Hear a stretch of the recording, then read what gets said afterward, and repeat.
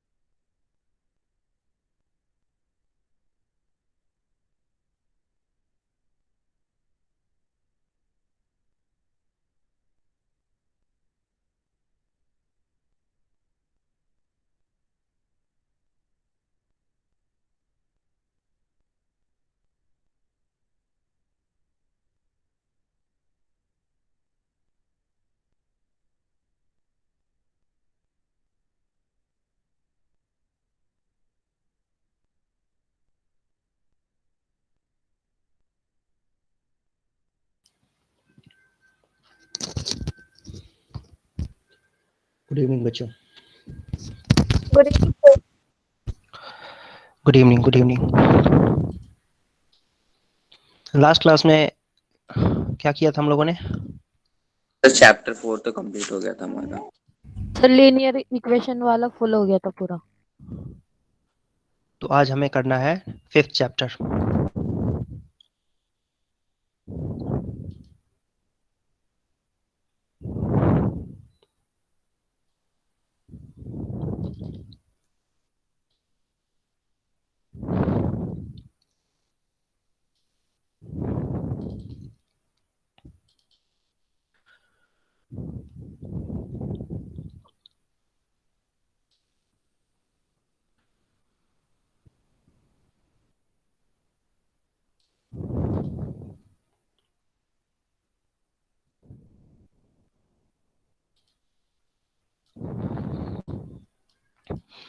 आज हमें यही चैप्टर करना है, इंट्रोडक्शन टू यूक्लिड ज्योमेट्री।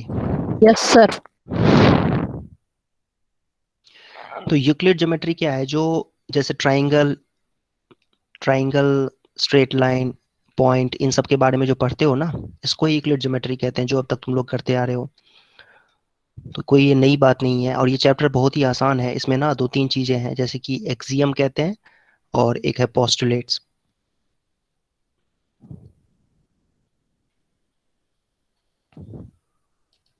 ये चैप्टर थोड़ा सा थ्योरेटिकल है, मतलब इसमें ना क्वेश्चंस बहुत ही कम है। मेन जो इसमें चीजें हैं वो थ्योरी है। थ्योरी का मतलब जैसे फिजिक्स में पहले थ्योरी होता है, फिर न्यूमेरिकल क्वेश्चंस करते हो सॉरी, वैसे ही इसमें भी थ्योरी दी हुई है और उसको समझ के क्वेश्चंस बहुत ही कम दिए होंगे, लेकिन बहुत ही इंपॉर्टेंट चैप्टर है ये, तो इसे हमें समझना पड़ेगा। देखो क्या होता है। अब यूक्लिड ने कुछ चीजें डिफाइन की हुई हैं। ज्योमेट्री पढ़ने के लिए बेटा कुछ चीजों को पहले डिफाइन किया जाएगा, और फिर उसके बाद हम क्वेश्चन करेंगे और चीजों को समझेंगे। तो सबसे पहले तो ये समझो कि सरफेस किसको कहते हैं। कुछ चीजें डिफाइन की गई, तो सरफेस, सरफेस किसको कहते हैं? जैसे कि तुमने अगर अगर एक फुटबॉल देखा होगा, तो फुटबॉल का जो आउटर लेयर जिसको तुम टच कर सकते हो, उसको क्या कहेंगे? सरफेस कहते हैं। ठीक। A solid has shape, size, position and can be moved from one place to another. Its boundaries are called surfaces. तो जैसा फुटबॉल, फुटबॉल का जो ऊपर का जो ये सरफेस होता है, ये जो लेयर होता है, इसको हम क्या बोलेंगे? सरफेस कहते हैं। They separate one part of the space from another and are said to have no thickness. The boundaries of the surfaces are curves or straight lines. These are end in points. इसका मतलब क्या हुआ कि जो surface होता है, जैसे देखो, जैसे मान लो कि ये एक हमने एक फुटबॉल बना दिया, तो इस तरीके से ये ना, यहाँ पर जो एंड हो रहा है, ये जो 2 पॉइंट्स हैं जहां पर आपको दिख पा रहे हो, तो इसको हम क्या कहेंगे? इसको लाइन कहते हैं। ठीक है, इसको लाइन कहेंगे। हालांकि ये स्ट्रेट लाइन नहीं है, ठीक है, लेकिन जहां पर ये एंड हो रहे हैं उनको हम पॉइंट्स कहते हैं। ठीक, ये कर्व जैसा दिख रहा होगा आपको, ये कर्व है एक, और ये दो जो पॉइंट्स हैं एंड पॉइंट्स कहलाते हैं। ये सारी चीजें डेफिनेशंस हैं, बहुत ज्यादा उतना इंपॉर्टेंट नहीं है, तो इसको आप मेरे ख्याल से इंपॉर्टेंट तो है, लेकिन खुद से पढ़ के आप इस चीज को समझ सकते हो। ठीक है, कुछ चीजें डिफाइन की गई हैं, वो क्या है? देखो, point is that which has no part, जिसमें लेंथ नहीं होती है, ब्रेड्थ नहीं होती है, थिकनेस नहीं होती है, उसको पॉइंट कहते हैं। ये सब सारी चीजें तुमने पढ़ी हुई है कभी? पॉइंट किसको कहते हैं? ये सब बचपन में पढ़ा था। हाँ, लाइन जो होती है उसमें थिकनेस नहीं, ब्रेड्थ नहीं होती है उसके अंदर, ठीक है, और थिकनेस भी नहीं होती ऑब्वियसली। जो एंड पॉइंट होते हैं लाइन का, वो एक पॉइंट होता है ना, यस ये सर। लाइन, तो ये इसको पॉइंट बोलते हैं। Straight line is line which lie evenly with the points on itself, मतलब स्ट्रेट लाइन एक ऐसी लाइन होती है जो कि उसके ऊपर जितने पॉइंट्स होते हैं उसी के ऊपर वो लाई करता है। तो ये बहुत ही सिंपल सी बात है। A surface हो जो which has length and breadth only. A surface is that which has length and breadth only. मतलब जैसे एक मान लो कि ये हमने एक इस तरीके से बना दिया, तो ये एक सरफेस हो जाएगा, रेक्टेंगल जैसा जो दिख रहा है आपको, ये सरफेस की तरह इसको समझ सकते हो। इसमें लेंथ होती है, ब्रेड्थ होती है। एजेस जो होते हैं वो सरफेस के लाइंस होते हैं, जो एजेस होंगे तो वो लाइंस होंगे। ये लाइन हो गया, ये भी लाइन हो गया, ये भी लाइन हो गया, देख पा रहे होगे आप लोग। तो ये कुछ चीजें हैं जो डिफाइन की गई हैं पहले। A plane surface is a surface which lie evenly with the straight line on itself, मतलब एक प्लेन जो है वो स्ट्रेट लाइन से मिलके बना हुआ होता है। बहुत सारे स्ट्रेट लाइन देखो इन सब से मिलके बना हुआ है, बहुत सारे। मैं तो यहाँ पर बड़ा बड़ा बना रहा हूँ लाइन, लेकिन क्लोजली इस तरीके से एक और लाइन, एक और लाइन, इस तरह सोचो ना, इमेजिन करो कि एक लाइन है, फिर एक लाइन ड्रॉ कर दिया, फिर एक लाइन, ये बहुत ही पास पास रखे हुए लाइन है। ये तो मैं बना नहीं पा रहा हूँ वैसा, लेकिन ये बिल्कुल एकदम क्लोज हैं, बिल्कुल सटे हुए हैं एक दूसरे से लाइंस। तो जो इस तरीके से फिगर बन जाएगा वो क्या हो जाएगा, वो एक सरफेस बन जाएगा। ठीक है, आई बात समझ में बच्चों? Yes, sir. Yes sir. देखो एक नेक्स्ट टॉपिक देखते हैं, वो है यूक्लिड्स एक्सियम। एक्सियम का मतलब क्या होता है, ये देखो, यूक्लिड्स एक्सियम। एक्सियम का मतलब होता है कुछ चीजें ना डिफाइन कर दी जाती हैं जिसका प्रूफ नहीं होता है, लेकिन उसको हम यूज करते हैं टू प्रूव थ्योरम्स, तो उसको हम एक्सियम कहते हैं।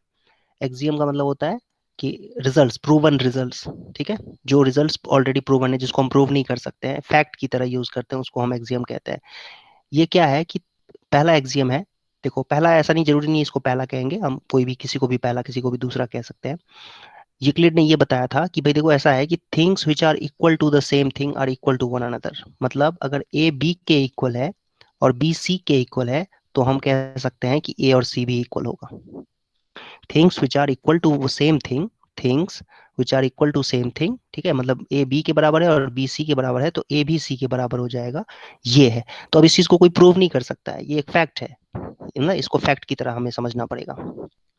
ठीक है बच्चों? Yes, sir.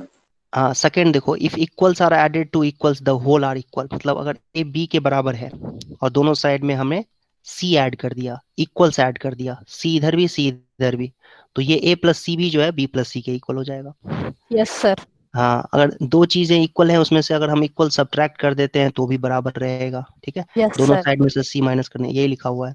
फिर उसके बाद है things which coincide with one other are equal to one other, मतलब एक चीज जो दूसरे से कोइंसाइड कर जाए। फॉर एग्जांपल एक एक मान लो ये रेक्टेंगल, ये एक हमने स्क्वायर बना दिया और एक और स्क्वायर बना दिया है जो इसको पूरी तरह से कवर कर ले रहा है, यहाँ पर ओवरलैप कर रहा है एक तरीके से, देखो तो दोनों के दोनों क्या हो जाएंगे, इक्वल हो जाएंगे। मतलब एक स्क्वायर, कंग्रुएंट भी कह सकते हो आप चाहो तो इसको, मतलब ये एक स्क्वायर है और एक दूसरा स्क्वायर है, अगर ये दोनों, इसको मैं उठा करके, इसको उठा करके इसके ऊपर रख दूं और ये दोनों एक दूसरे को ओवरलैप कर ले पूरी तरह से, तो हम क्या कहेंगे कि दोनों इक्वल हैं।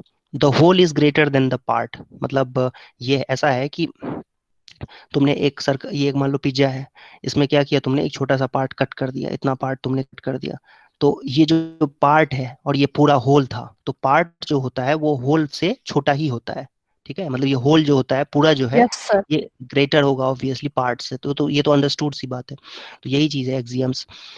Things which are double of the same thing are equal to one another, things which are double of the same thing, मतलब अगर मान लो कि ए अगर टू बी के बराबर है, ठीक है, और टू बी जो है वो सी के बराबर है, तो ए भी सी के बराबर हो जाएगा। Things which are double of the same thing, मतलब टू बी जो है ए के बराबर है और टू बी अगर सी के भी बराबर है तो ए और सी भी बराबर होंगे। Things which are half of same, halves of same thing equal to another, मतलब अगर मान लो ए जो है वो बी बाई टू के बराबर है और बी बाई टू सी के बराबर है, तो सी ए के बराबर हो जाएगा फिर, है ना। ये तो ये वही बात हो गई फिर, equal which are equal to the same thing are equal to one another, इसी इसी से दोनों ये कनेक्टेड है, ये दोनों इसी से कनेक्टेड है देखा जाए तो, बस डबल कर दिया और हाफ कर दिया है। कोई कंफ्यूजन बच्चों? No sir. Sir third point एक बार समझा दीजिए दोबारा से। बेटा इसमें भी प्रॉब्लम होती है तुम्हें, ये तो हद ही है।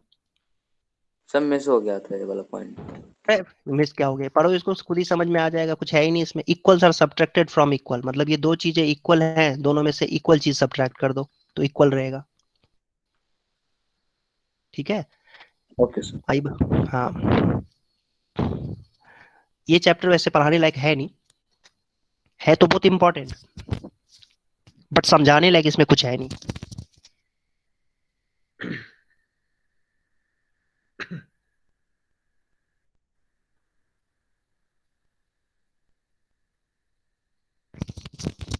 अब हम देखते हैं पोस्टुलेट्स किसको कहते हैं। देखो पोस्टुलेट क्या होता है, ये भी एक्सियम की तरह ही है, लेकिन थोड़ा सा डिफरेंस ये है कि पोस्टुलेट जो होता है वो ज्योमेट्री से रिलेटेड है। एक्सियम जो था वो भी एक तरह से देखा जाए तो वो फैक्ट्स थे, फैक्ट मतलब जिसका प्रूफ नहीं है वो हमें फैक्ट की तरह ही यूज करना है, लेकिन वो जनरल थे, मतलब ज्योमेट्री से रिलेटेड थे भी नहीं भी थे। लेकिन यहाँ पर जो है ना, ये ज्योमेट्री से रिलेटेड जो एक्सियम्स होते हैं ना उनको पोस्टुलेट्स कहा जाता है। और यूक्लिड के 5 पोस्टुलेट्स हैं, वो क्या क्या है ध्यान से देखो। पहला पोस्टुलेट ये कहता है, और ये बहुत बेसिक सी बात है जो तुम्हें पता होना चाहिए, पता होगा क्योंकि अभी तक की क्लासेस में तुमने कहीं ना कहीं ये पढ़ा होगा। ये कह रहा है, पोस्टुलेट 1 कह रहा है कि अ straight line may be drawn from any one point to any other point. मतलब एक पॉइंट कहीं दिया हुआ है, सपोज ये पॉइंट ए है और एक पॉइंट कहीं दिया हुआ है बी है, तो इस पॉइंट से इस पॉइंट को जोड़ते हुए एक लाइन ड्रॉ की जा सकती है। तो ये भाई कौन सी बड़ी बात हो गई, बिल्कुल सही बात है, ये हो गई। ठीक है, तो ये एक्सियम, ये सॉरी पोस्टुलेट है। ये पोस्टुलेट और एक्सियम में क्या डिफरेंस है, एक्सियम जनरल चीजों के लिए है फैक्ट, और पोस्टुलेट जो है वो एक्सियम ही है बट स्पेशली ज्योमेट्री से रिलेटेड है। तो एक्सियम 5.1 क्या आया, तो इसका मतलब ये हुआ कि given two distinct points there is a unique line that passes through them. तो ये तो फिर से वही बात हो गई कि दो पॉइंट अगर दिया हुआ है तो उससे एक लाइन ड्रॉ हो सकती है। कोई कंफ्यूजन बच्चों, इसका नो प्रूफ नहीं सर। होता है, इसका प्रूफ नहीं होता है, इसका प्रूफ नहीं होता है, ये चीजें समझने के लिए है, लेकिन आपको याद रहनी चाहिए ये चीजें। नेक्स्ट देखते हैं बच्चों, एक मिनट रुक जाओ।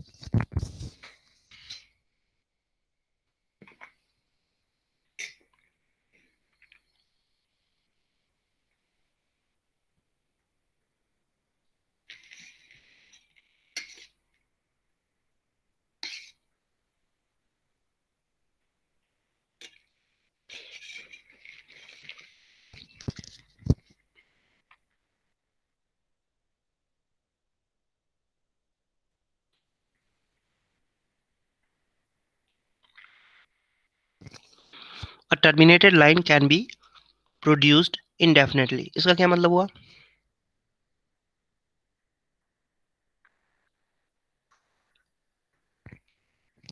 ये लाइन देखो, सॉरी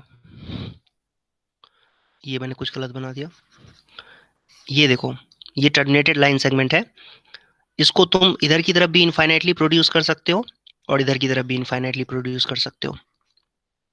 मतलब एक लाइन सेगमेंट अगर दी हुई है हमें तो उसको हम दोनों ही डायरेक्शन में इनफाइनाइटली प्रोड्यूस कर सकते हैं। और एरो लगाने का मतलब क्या होता है पता है सबको बेटा, क्या होता है बताओ, एरो का सर मतलब जी होता और है कि एक्सटेंड पर हो ये सकती लाइन है। लाइन आगे चलते जा रही है। बिल्कुल बिल्कुल। नेक्स्ट देखो, पोस्टुलेट 3 है कि a circle can be drawn with any centre and any radius. मतलब कहीं पर भी सेंटर ले लो और किसी भी रेडियस का, चाहे छोटा रेडियस के लेकर के या फिर बड़ा रेडियस लेकर के तुम सर्कल बना सकते हो। तो ये तो ऐसी बात है, आसान सी बात है, सही बात है, तो कर ही सकते हैं हम। तो जैसे अगर बड़ा रेडियस लेते हुए बनाएंगे सर्कल तो कुछ इस तरीके का बनेगा सर्कल। देख पा रहे हो बेटा, तो ये बहुत ही सिंपल सी बात थी जो आपको समझ में आनी चाहिए। Okay, all right angles are equal to one another, मतलब एक छोटा है, देखो देखने से ये छोटा लग रहा है राइट एंगल, और ये एंगल देखने से लग रहा है तुम्हें कि बड़ा है ये एंगल, लेकिन ये दोनों एंगल्स इक्वल है, ये एंगल और 90 ये एंगल डिग्री। इक्वल है। यस 90 डिग्री दोनों, all right angles are equal, मतलब तुम छोटा लाइन सेगमेंट लेकर के बनाओ या बड़ा लाइन सेगमेंट लेकर के बनाओ, सबके सब इक्वल होंगे। आई बात समझ में सबको। Yes sir.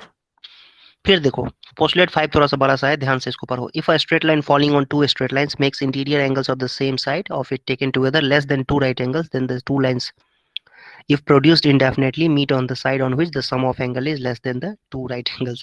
ये क्या है, मतलब ये कहना चाह रहा है कि अगर तुम देखो इस तरीके से, ये दो लाइन सेगमेंट्स हैं और दो लाइन, सॉरी दो लाइंस हैं और दो लाइन को एक ट्रांसवर्सल, इसको बोलते हैं ट्रांसवर्सल, ये ट्रांसवर्सल इसको इंटरसेक्ट कर रहा है, कट कर रहा है, स्ट्रेट लाइन है जो कि दो स्ट्रेट लाइन के बीच में, ये इंटीरियर एंगल्स जो हैं, ये जो दो इंटीरियर एंगल्स हैं, अगर ये लेस देन, मतलब ये एंगल एक्स और एंगल वाई का सम, एंगल एक्स और एंगल वाई का सम जो है लेस देन 180 डिग्री होगा, तो ये दोनों लाइंस जो है ये मीट कर जाएंगे, आगे जाकर के कहीं पर मीट कर जाएंगे ये, ठीक है, on that side on which the sum of angle is less than two right angles. और किधर मिलेंगे? उस साइड में मिलेंगे जिधर एंगल्स का सम 180 डिग्री से कम हो रहा है, मतलब इधर नहीं मिलेंगे, इधर की साइड नहीं मिलेंगे, लेफ्ट हैंड साइड में नहीं मिलेंगे, राइट हैंड साइड में मिलेंगे, बिकॉज राइट हैंड साइड में एंगल्स का सम लेस देन 180 है। अगर राइट हैंड साइड की बात करें बेटा, तो ध्यान से देखो, जेड प्लस डब्ल्यू एंगल जो है, जेड प्लस डब्ल्यू एंगल का सम 180 से ज्यादा होगा, तो उधर की तरफ नहीं मिलेंगे। तो यही कहना चाह रहा है कि दो लाइंस अगर दिया हुआ है, एक लाइन उसके ऊपर इस तरीके से इंटरसेक्ट कर रहा है ताकि इंटीरियर एंगल्स जो है उनका सम 180 से कम हो, तो उस केस में जो लाइंस है उनको प्रोड्यूस करेंगे तो वो आगे जाके कहीं पर मिल जाएंगे। यही यही कहा जा रहा है, पोस्टुलेट ये 5 है। अगर y प्लस एक्स की इसका सम अगर 180 डिग्री हो जाए तो फिर क्या कहेंगे बेटा, बताओ? उस केस सर में क्या हो जाता है? पैरेलल है। यस, पैरेलल, लाइंस पैरेलल हो जाते हैं, फिर उस केस में लाइंस पैरेलल हो जाते हैं। बिल्कुल सही बात है। सर मेरा फोर्थ पोस्टुलेट से सर एक डाउट था। बोलो। फोर्थ पोस्टुलेट में तो सर डाउट। सर इससे सर थोड़ा रिलेट करके, सर राइट एंगल्स पे क्यों लगेगा सर ये पोस्टुलेट? ये तो सब पे लग जाएगा सर, सारे एंगल्स पे। हाँ, सब पे लगता है ये। Okay sir. राइट एंगल इन्होंने स्पेशली लिख दिया है, वैसे सब पे होता है।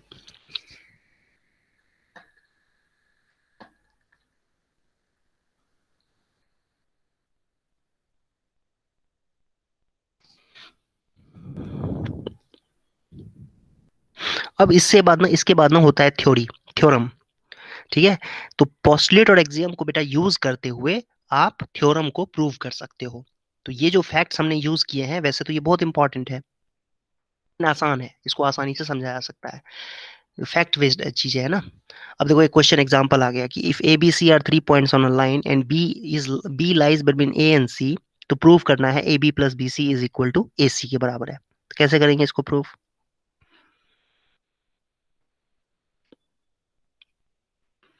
इसको प्रूव करने का तरीका क्या होगा?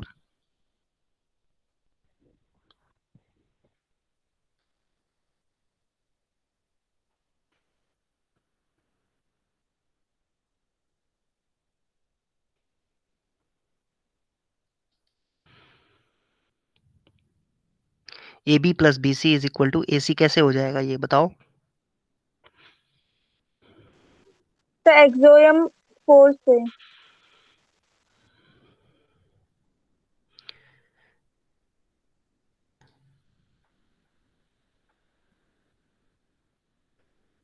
देखो इसका सॉल्यूशन क्या होगा, देखो यूक्लिड्स एक्सियम जो 4 था वो ये कह रहा था कि things which coincide with one another are equal to one another, ठीक है। Things which coincide with one another, मतलब A B plus B C है, तो A B plus B C किसके इक्वल हो जाएगा? ए सी के इक्वल हो जाएगा। Note that is that in this solution it has been assumed that there is a unique line passing through 2 points. इसका क्या मतलब हुआ बेटा? ये थोड़ा सा देखो अजीब सा भी है, देखा जाए तो ये अजीब सा भी लिखा हुआ है, A B plus B C is equal to A C होगा, ये हम कैसे कह देंगे? तो इसको हम इस तरीके से कहेंगे कि ए बी के साथ कोइंसाइड हो रहा है, मतलब सॉरी ए यहाँ पर बी जो है, ए बी लेंथ और B C length, A B plus B C जो है, A B plus B C में ए से स्टार्ट हो रहा है और सी पे एंड हो रहा है।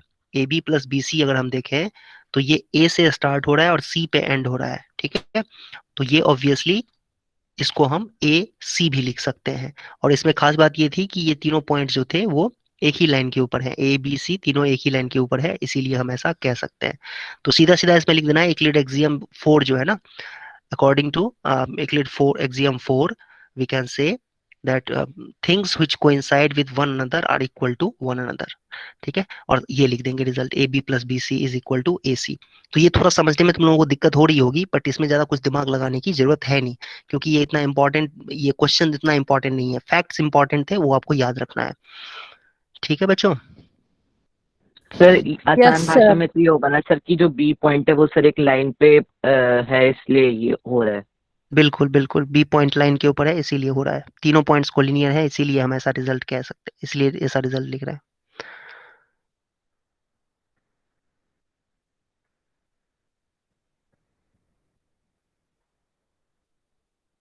एक थ्योरम भी दिया हुआ है, देखो तो ये थ्योरम क्या दिया हुआ है इसके अंदर।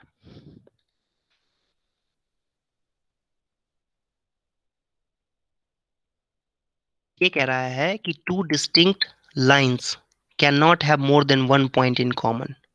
दो अलग अलग लाइंस जो हैं उनमें एक पॉइंट ज्यादा कॉमन नहीं हो सकता है। तो इसको कैसे प्रूव करेंगे ये समझते हैं। थ्योरम का प्रूफ होता है हमेशा, तो ये ध्यान रखना है। रुक जाओ एक मिनट।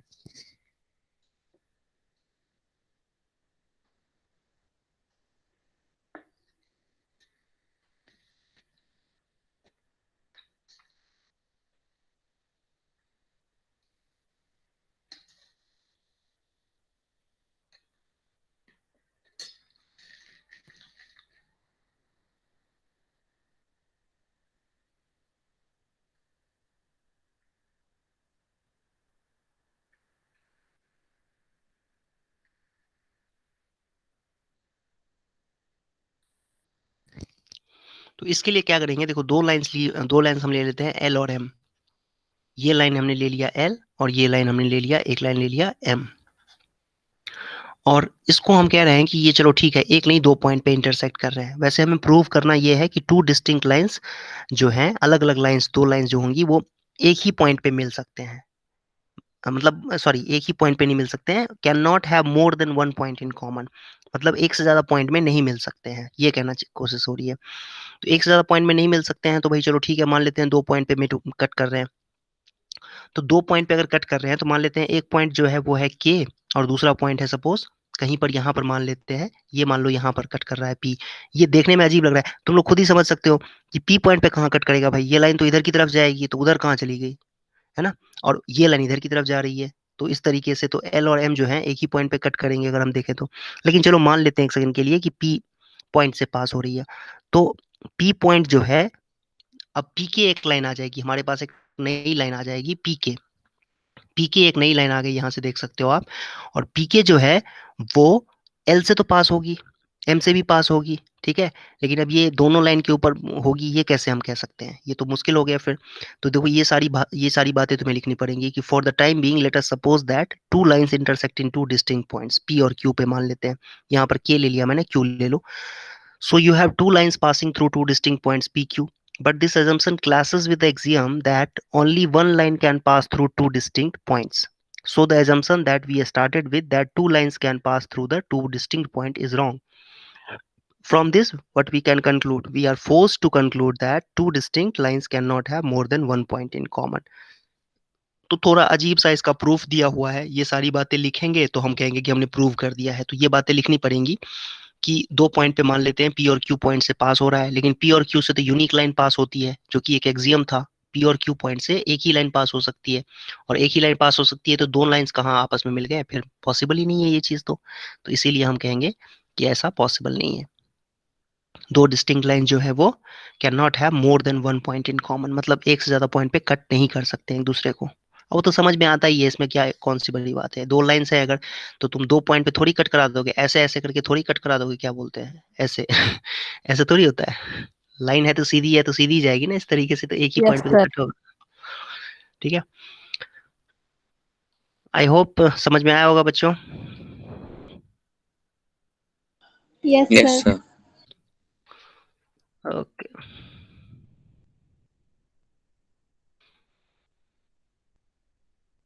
एक्सियम याद रखना पड़ेगा तुम्हें, एक्सियम और पोस्टुलेट जो है ना वो याद रखने होंगे तुम्हें। अब देखो इसमें कुछ लिखा हुआ है, which of the following are true and which are false. Only one line can pass through a single point. True है या false है? False. False. Hmm. There are infinite number of lines False. which pass through two distinct points. False. False. False. Yes, a terminated line can be produced indefinitely on both true. sides. True. True. True. If two circles are equal, then their radii are equal. True. True. True.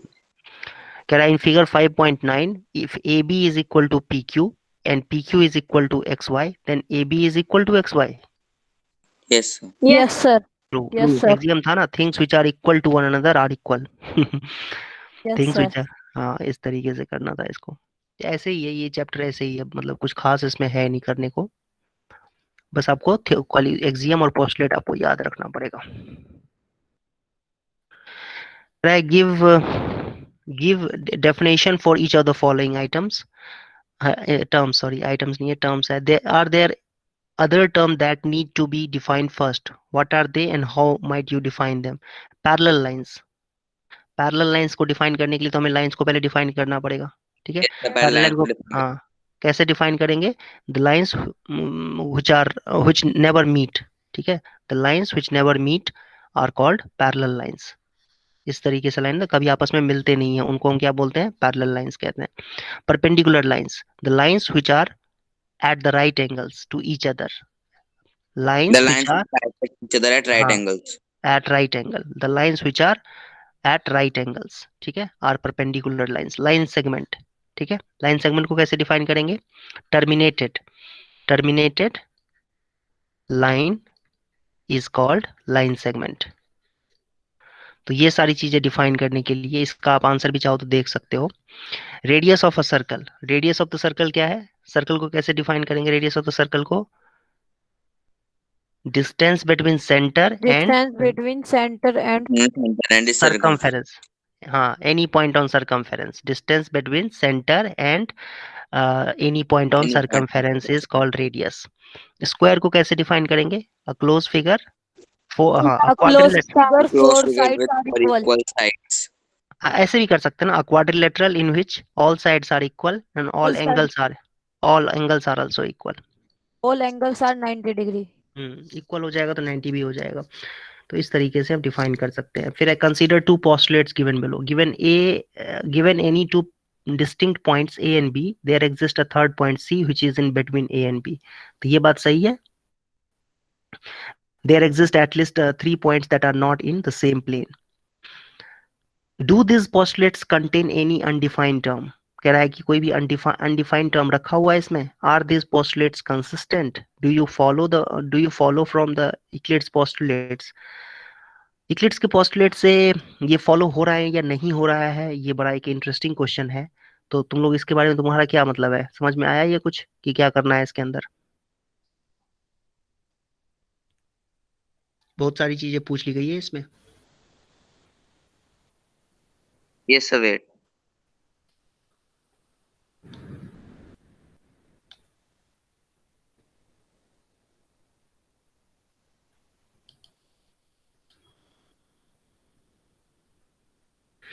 Euclid का postulate तुम लोगों को अगर याद हो तो क्या था यूक्लिड का पोस्टुलेट बच्चों?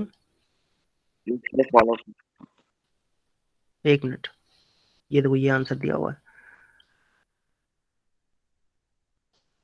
There are several undefined terms which a student should list. They are consistent because they deal with the two different situations. पहला कह रहा है कि say that given 2 points A and B, there is a point C lying on the line in between them. और दूसरा कह रहा है say that given A and B, you can take C not lying on the line through A and B. तो ये दोनों जो है ना, ये कहना चाहिए यहाँ पर कि दो अलग अलग सिचुएशंस दी हुई है। पहले केस में कह रहा है कि A और B पॉइंट लो और दोनों के बीच में कहीं पर C पॉइंट लो, इस तरीके से बीच में कहीं पर भी ले सकते हो। और तीसरा कह रहा है कि there exist at least 3 points that are not in the same line. मतलब A और B ले लिया हमने, लेकिन C को हम इस लाइन पे नहीं लेंगे, कहीं और ले लेंगे, C यहाँ ले लेंगे। तो इस तरीके से तो यूक्लिड का पोस्टुलेट तो कोई फॉलो नहीं हो रहा है, क्योंकि यूक्लिड का पोस्टुलेट तो कुछ और ही था। यूक्लिड का पोस्टुलेट क्या था? यूक्लिड का पोस्टुलेट तुम लोगों को याद हो अगर, थोड़ी देर पहले हम लोगों ने डिस्कस किया था यूक्लिड का पोस्टुलेट। एक भी नहीं है। हाँ, क्या था? एक मिनट रुक जाओ, वो मैं दिखा देता हूँ तुम लोगों को। यूक्लिड का पोस्टुलेट क्या था? यूक्लिड का पोस्टुलेट ये था कि पहले तो, एक मिनट रुक जाओ, हाँ, दो डिस्टिंक्ट पॉइंट्स हैं, उससे यूनिक लाइन पास होती है, ये था। दूसरा था कि terminated line can be produced indefinitely. तीसरा था कि circle can be drawn with any centre and radius. और चौथा था कि all right angles are equal. और पांचवा था कि अगर दो लाइंस हैं, उसको एक तीसरा लाइन इंटरसेक्ट कर रहा है और इंटीरियर एंगल्स का सम लेस देन 180 डिग्री है, तो फिर वो दोनों लाइंस आपस में मिल जाएंगे, ये था। तो इनमें से कोई ये है, ये वाला कोई सा भी है, देखो तो कोई मैच हो रहा है ये दोनों इन्फॉर्मेशन? sir. हाँ, कहाँ नो फॉलो हो सर। रहा है? कोई सा नहीं फॉलो हो रहा है नो इसका? सर। कहाँ सर फॉलो हो नो रहा है? No, no. sir. बिल्कुल फॉलो नहीं हो रहा है, ठीक है। वो तो कुछ और ही था, ये कुछ और ही दिया हुआ है। यहाँ तो कुछ और ही बात चल रही है ना। यहाँ पर कह रहा है कि 3 पॉइंट्स लोगे तो कॉलिनियर भी हो सकता है, 3 पॉइंट्स लोगे तो कॉलिनियर नहीं भी हो सकता है। कॉलिनियर का मतलब होता है एक लाइन के ऊपर लाई करना, है ना। ये तीनों पॉइंट्स कॉलिनियर हैं बच्चों, इसको हम कॉलिनियर कहते हैं। और दूसरा सिचुएशन दिया हुआ है जहाँ पे कॉलिनियर नहीं है, ठीक है।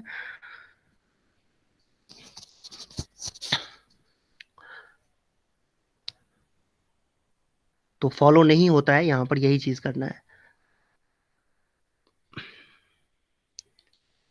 ये टॉपिक जो है ना, ये चैप्टर मुझे बड़ा अजीब लगता है, क्योंकि इसके अंदर ना यस करने सर। को कुछ खास दिया नहीं है। इसके अंदर कुछ खास है नहीं इसमें करने को।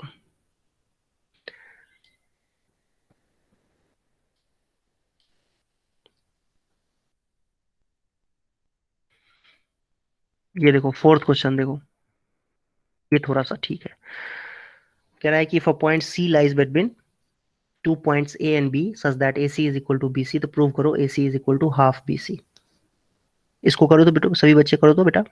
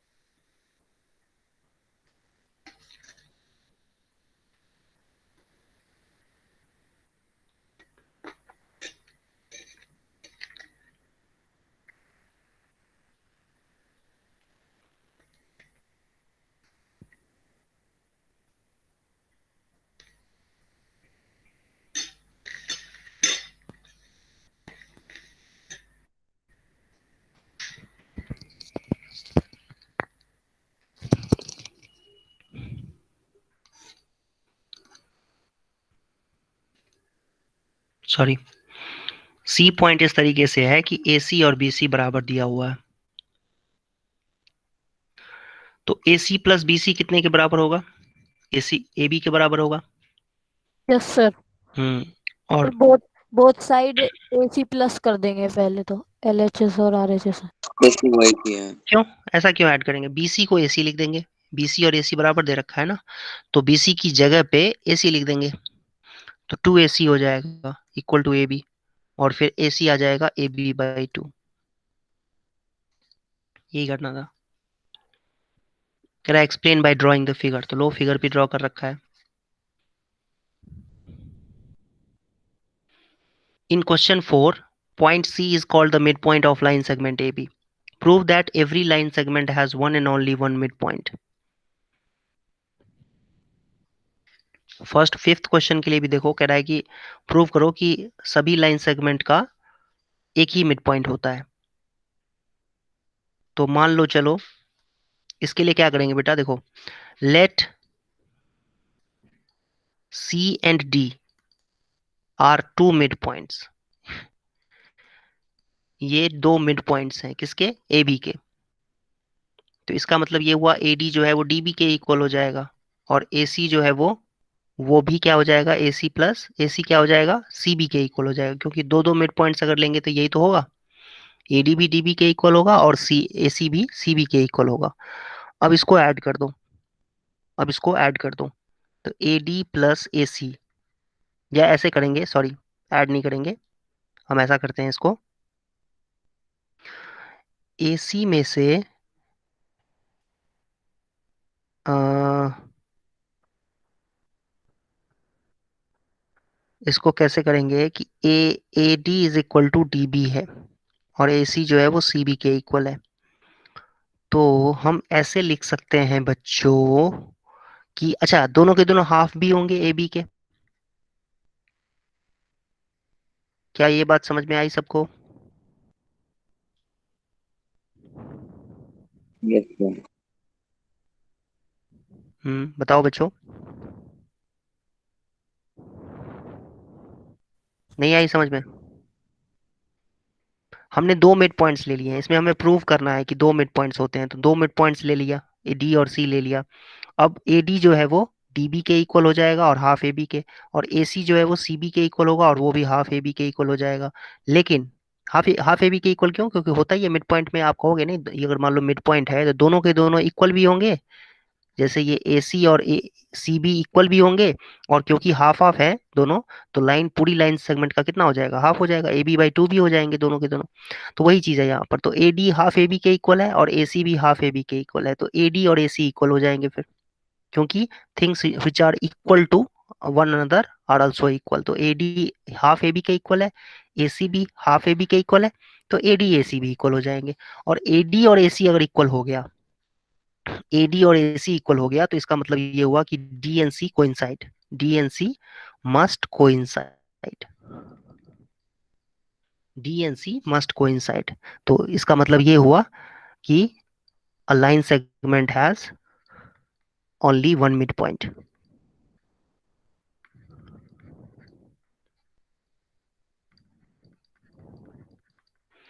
आई बात समझ में सबको?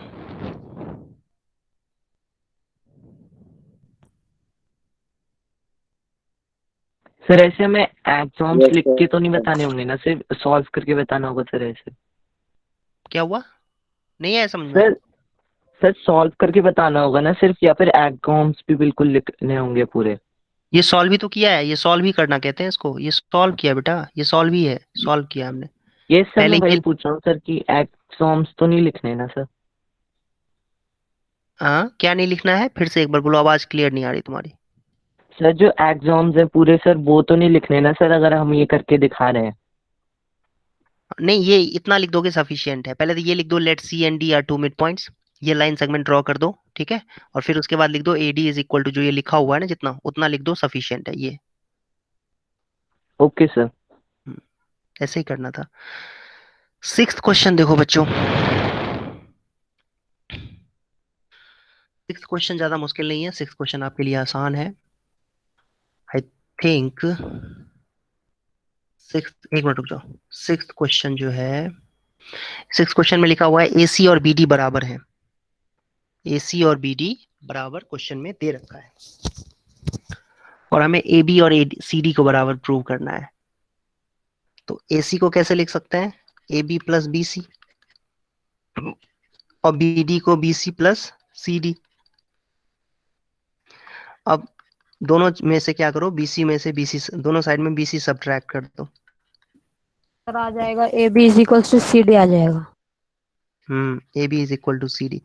ये दो चीजें इक्वल दी हुई थी, ये दो चीजें इक्वल दी हुई थी, A B plus B C equal दिया हुआ है B C plus C D के, और इक्वल में से हम इक्वल इक्वल सब्ट्रैक्ट कर देते हैं, मतलब दोनों में से बी सी सब्ट्रैक्ट कर देंगे तो इक्वल ही रहेगा, दैट मीन्स ए बी और सी डी इक्वल ही रहेंगे फिर तब, तो ए बी और सी डी इक्वल हो जाएगा। तो यही इस क्वेश्चन में करना था, सिक्स पार्ट ये था। आई होप समझ में आया होगा।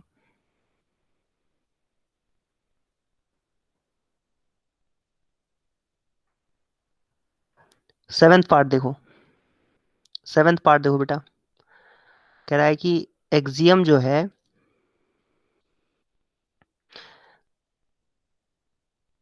Seventh axiom, why is axiom 5, axiom 5 का मतलब,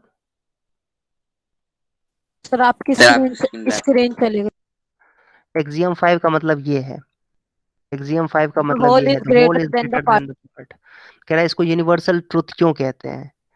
तो यूनिवर्सल ट्रूथ इसलिए कहते हैं बिकॉज पार्ट इसको कैसे कहें, तो सिंपल सी बात है, भाई जो पार्ट है वो तो है ही पार्ट, वो तो पूरे में से एक, मतलब क्या कह सकते हैं, part is a small portion, a small, शब्दों का माया जाल है बस। यहाँ पे देख सकते हो, part is a small portion of whole. Sir दोनों का वजन भी कम ज्यादा होगा। नहीं, वजन वजन तो खैर अलग बात होगी। वजन तो तब होगा ना, वजन की बात नहीं है। जैसे मान लो कि तुमने एक ट्रायंगल बना दिया और उस ट्रायंगल के दो टुकड़े कर दिए, तो इसमें वजन का तो कोई मतलब ही नहीं है। ठीक है, ये तुमने देखो, ये ट्रायंगल का पार्ट है, ठीक है, और ये पूरा ट्रायंगल है।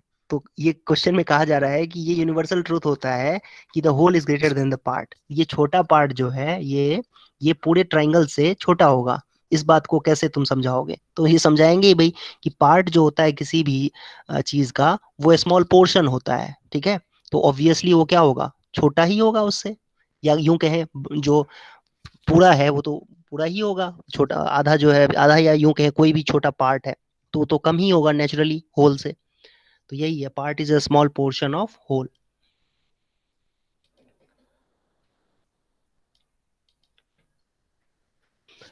तो इसीलिए इसको यूनिवर्सल ट्रूथ कहते हैं। Note that the question is not about the fifth postulate. इसको यूनिवर्सल ट्रूथ क्यों कहते हैं? यूनिवर्सल ट्रूथ क्योंकि ये सभी चीजों में वैलिड है, सभी चीजों में ये वैलिड है। इसमें यूनिवर्सल ट्रूथ, एग्जांपल दे दे के। नहीं नहीं नहीं, it has validity in every aspect, ऐसे तुम लिख सकते हो, ठीक है, कि सभी जगहों पे ये वैलिड है। मतलब अगर हम, हाँ, अगर मान लो कि जैसे कि मैथ्स में यूज करें तब भी, और अगर मान लो फिजिक्स में करें तब भी, सब जगह यूज होगा ये। और ऐसे भी कहीं पर भी यूज करें, जैसे मान लो कि अर्थ है, अर्थ का एक छोटा सा हिस्सा ये है, क्या कहना चाहिए, रिवर्स। तो रिवर्स जो है वो पार्ट है अर्थ के। तो रिवर्स का जो एरिया होगा वो नेचुरली अर्थ के अर्थ एरिया से से, कम होगा। तो यही है कि it has validity in every aspect, सब जगह इसका एप्लीकेशन हो, सब जगह इसकी वैलिडिटी है, सब जगह ये वैलिड होता है। एक्सियम 5। क्यों भाई? क्योंकि होल जो है वो ग्रेटर देन पार्ट होगा ही होगा, कहीं पर भी चले जाओ, यहाँ चले जाओ, चाहे मून पे चले जाओ, चाहे तुम कहीं और चले जाओ। ठीक है बच्चों, और भी है क्या?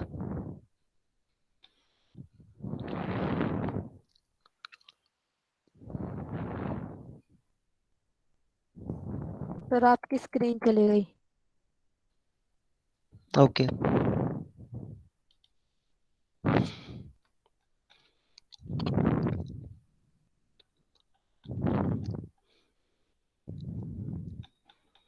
नेक्स्ट एक्सरसाइज भी देख लेते हैं बच्चों, क्या है।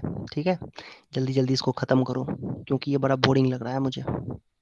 अगला एक्सरसाइज, अगला चैप्टर ज्यादा अच्छा है, उसमें क्वेश्चंस भी करने को है।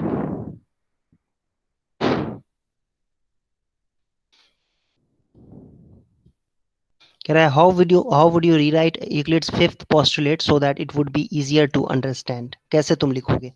तो वो क्या था, तुम्हें मैं फिर से बता देता हूँ कि दो लाइंस हैं, अगर एक तीसरी लाइन को इंटरसेक्ट कर रहा है, तो सम ऑफ इंटीरियर एंगल्स अगर x और y हैं, और x प्लस वाई अगर 180 से छोटी वैल्यू है, लेस देन 180 डिग्री है, then lines will meet, lines will meet in the side on which angles made by transversal is less than 180 degree.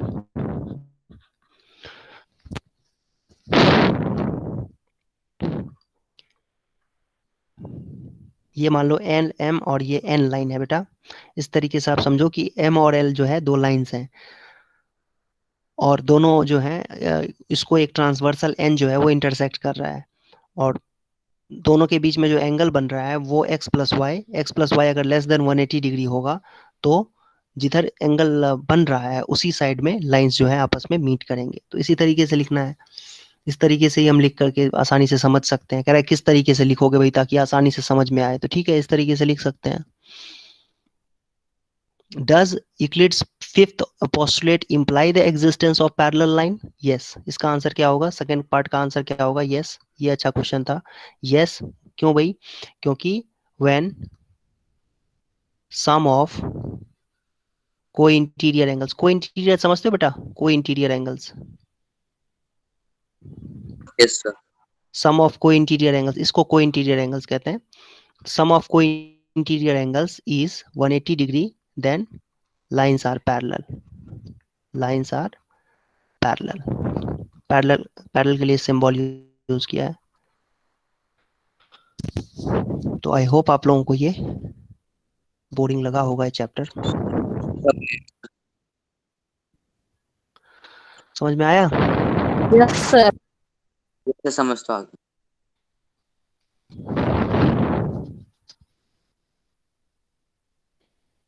Okay बच्चों, इसमें कुछ खास है नहीं देखा जाए तो, लेकिन चलो एक काम करते हैं अभी ना, इसका एक एनसीईआरटी का एग्जाम्पलर भी देख लेते हैं. देखो क्या क्या दिखाते हैं इसके अंदर. एनसीईआरटी के एग्जाम्पलर में क्या है वो भी एक बार देख लेते हैं. कौन सा चैप्टर है ये? 5th नंबर ना.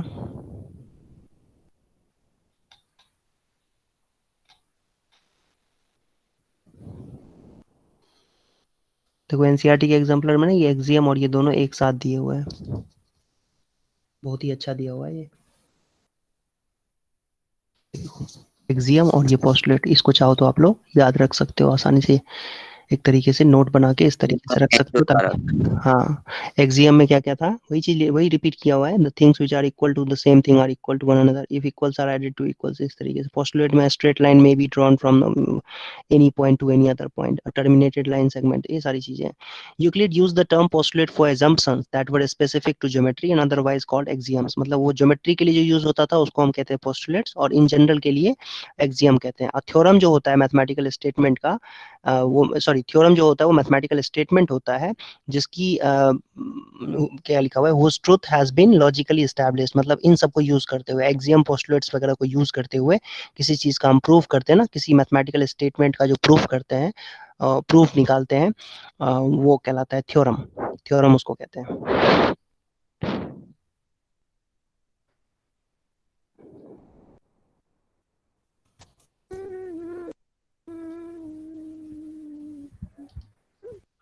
गाना गा रहे हो? कौन गाना गा रहा है भाई? देखो एक दो चीजें और भी है. प्रेजेंट डे ज्योमेट्री, ये क्या लिखा है? A mathematical system consists of axiom, definitions and undefined terms. Point, line and plane are taken as undefined terms. Point को डिफाइन नहीं कर सकते हैं, ठीक है. वैसे तो डिफाइन क्या उसको कहते हैं, ना लेंथ होती है, ना ब्रेड्थ होती है, ना थिकनेस होती है, कुछ भी नहीं होता है, तो इसीलिए उसको पॉइंट कहा जाता है. मतलब अगर पॉइंट आपको बनाना है तो कैसे बनाओगे? दिख रहा है आपको पॉइंट? ये मैंने बनाया एक पॉइंट, दिख रहा है सबको? दिखा कि नहीं? हाँ, यहाँ मैंने बनाया था. हाँ ठीक है, लेकिन वो इतना बहुत मोटा है, ये इतना भी बड़ा नहीं होना चाहिए, बिल्कुल ना दिखने जैसा होना चाहिए, दिखे ही ना ऐसा होना चाहिए पॉइंट. अब ऐसा भाई जब दिखे ही ना तो कैसे बना लूं मैं, कैसे समझूं? तो ये थोड़ा सा जो है ना अजीब सा है, लेकिन चलो इसको आपको समझना पड़ेगा. फिर देखो क्या लिखा हुआ है. A system of axioms is said to be consistent if there is no contradiction in the axiom और theorems that can be derived from them. ठीक है, ऐसे दो मतलब कह सकते हैं कि एक्सियम्स या तीन एक्सियम्स जिनसे ना कोई कंट्राडिक्शन ना हो, कोई कंफ्लिक्ट ना हो, उसको हम कहेंगे एक कंसिस्टेंट, और बाकी कोई इनकंसिस्टेंट. फिर है given two distinct points there is a unique line passing through them. तो ये बात तो बिल्कुल सही बात है, दो पॉइंट्स होंगे तो उससे एक यूनिक लाइन ही पास होगी. Two distinct lines can not have more than one point in common. अभी अभी देखा भी था हम लोगों ने कि दो पॉइंट्स, दो स्ट्रेट लाइन है वो एक ही पॉइंट पे मैक्सिमम मिल सकते हैं. Playfair's axiom. Playfair axioms का मतलब an equivalent version of Euclid's fifth postulates. ये क्या है? ये प्रेजेंट डे ज्योमेट्री में यूज होता है. इसका मतलब क्या हुआ? प्ले फेयर एक्सियम बोलते हैं इसको. मतलब सर 5th एग्जाम को. हाँ, फिफ्थ पोस्टुलेट को, पोस्टुलेट है देखो ना, yes sir. Postulate, fifth postulate को एक और नाम से जाना जाता है प्ले फेयर एक्सियम. तो एक क्वेश्चन देखते हैं, रुक जाओ.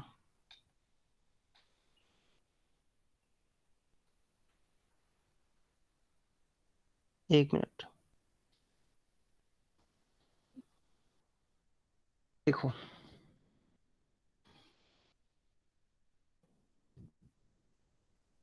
Can I add the 3 steps from solid to points are?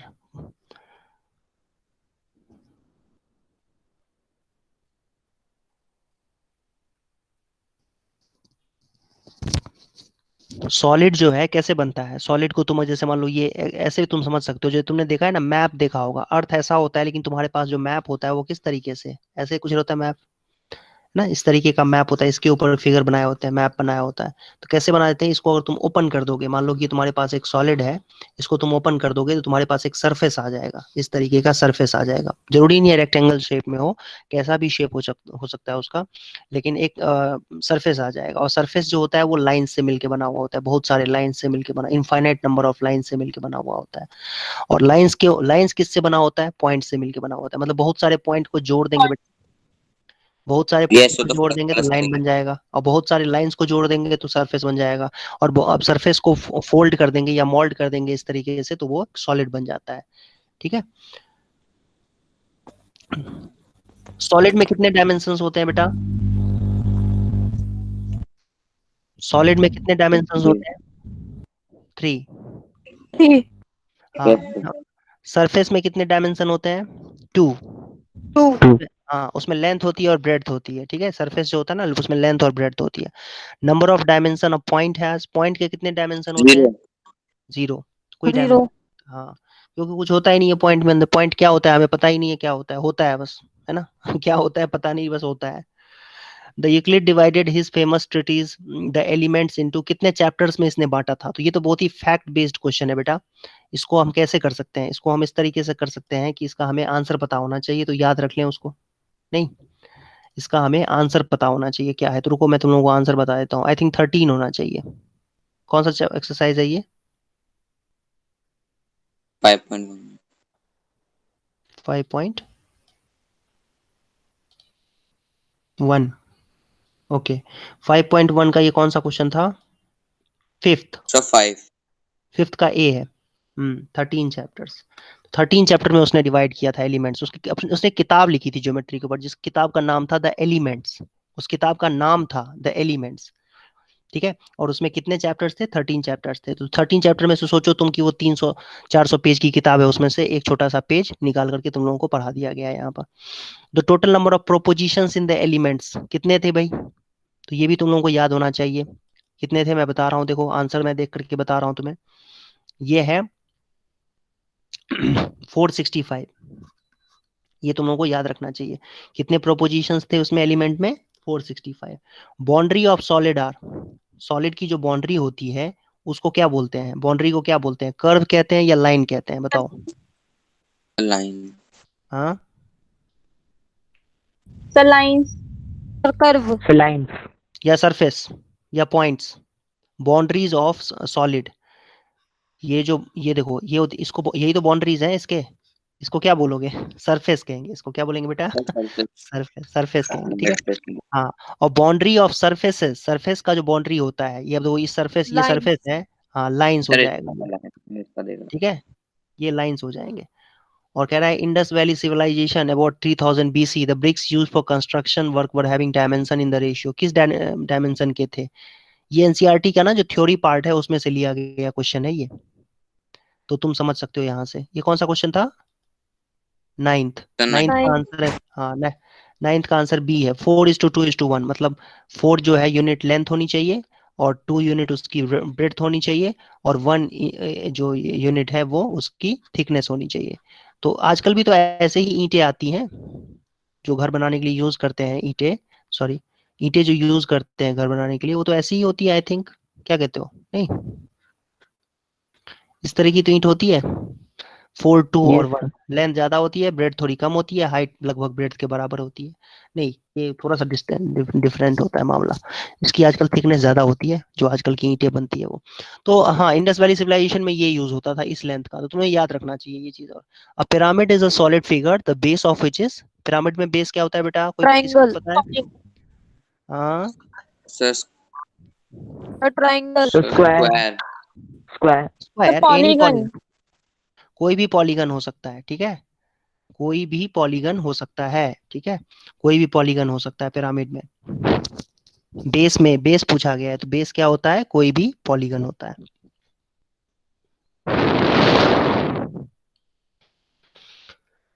Side faces क्या होते हैं पिरामिड के, ये समझने वाली बात है। अब साइड फेसेस क्या होते हैं पिरामिड के, साइड फेसेस क्या होते हैं, The triangles. यस, अब सही बात बोली ना तुमने, ट्राइंगल्स होते हैं। ठीक है, ट्राइंगल होते हैं कि आप कोई भी यहाँ पर जैसे मान लो ये तुमने ले लिया, सॉरी ये 5 साइड वाला ले लिया तुमने बेस, अब इसके ऊपर ट्राइंगल खड़े कर दो। ट्राइंगल कैसे खड़े करोगे भाई? इस तरीके से कुछ ट्राइंगल बनेगा, ठीक है, इस तरीके से ट्राइंगल बन जाएगा। तो ये बन तो नहीं पाया 3D में, तुम्हें दिखा तो नहीं पाया मैं, लेकिन सोचो कि ये ट्राइंगल्स हैं। इस ट्राइंगल को इस तरीके से टिल्ट करके रखा हुआ है इसके ऊपर, साइड के सर ऊपर। टॉप व्यू देख सकते हैं हम इसे। हाँ सर टॉप व्यू से। हाँ, टॉप व्यू से देख सकते हो, समझ सकते हो। ये जो है ना, ये एक पिरामिड है। तो इस चैप्टर में बेटा यही सब था। आपको एक बार थ्योरेटिकल है तो आपको एक बार ना जैसे कहानी पढ़ते हैं वैसे एक बार स्टोरी को पढ़ लेना, थ्योरेटिकल पार्ट को, एनसीईआरटी को पढ़ लेना अच्छे तरीके से, एक्सियम और पोस्टुलेट को याद कर लेना, और एक बार खुद से रिवाइज भी कर लेना एक्सरसाइजेस को। ओके बच्चों? Yes sir. Yes sir. Yes sir. Okay ठीक है। अब हम लोग नया एक्सरसाइज स्टार्ट करते हैं, नया चैप्टर स्टार्ट करते हैं। सर ये खत्म? इसमें इतना ही था ही तो क्या कर सकते हैं।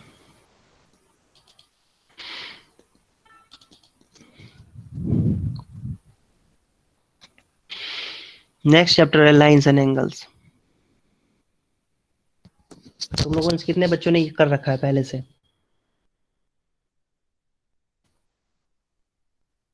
या है किसी ने चैप्टर? तक नो कर रहा है। सर।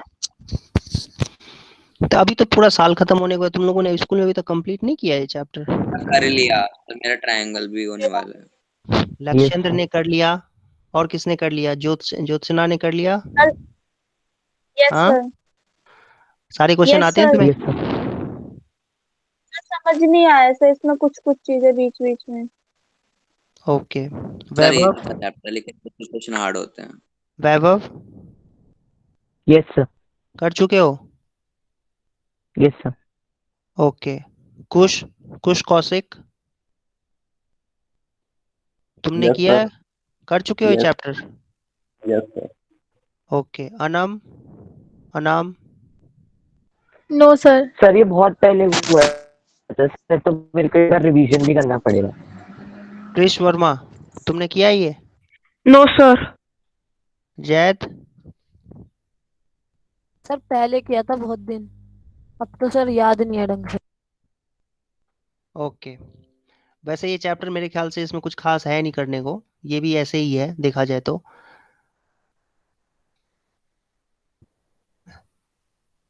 लेकिन कुछ चीजें इसमें फिर भी डिफाइन कर देते हैं। एक्यूट एंगल जानते हो क्या होता है? Acute angle, obtuse angle, right angle, ये ये सर जानते 90 Yes, sir. Yes, sir. Less than 90 degree, more than 90 degree. हो? स्ट्रेट एंगल सर समझते हो? 7th में स्ट्रेट पढ़ा एंगल, था। स्ट्रेट एंगल समझते हो? Reflex Yes, angle, sir. 180 sir. Degree. हाँ, राइट एंगल, ये सब समझते हो ये सारी चीजें? यस तो सर। Right sir. एंगल 90 हाँ। डिग्री होगा। Yes sir. एडजेसेंट एंगल समझते हो? Adjacent angle, yes sir. Yes Yes, sir. Sir. ये एडजेसेंट एंगल डिग्री। इसको कहते हैं, ठीक है। ये दोनों एडजेसेंट एंगल्स कहलाते हैं, जिसमें एक आर्म कॉमन हो। आर्म किसको कहते हैं? ये जो रे बी पॉइंट से निकली ना, इसको Yes, कहते हैं sir. ये आर्म। तो ये दोनों में जो कॉमन है तो उसको एडजेसेंट एंगल कहते हैं। ये सब सारी चीजें पता होनी चाहिए। वर्टिकली अपोजिट एंगल पता है क्या होता है? Yes, sir. Yes linear sir. Pair, आमने सामने सर। लीनियर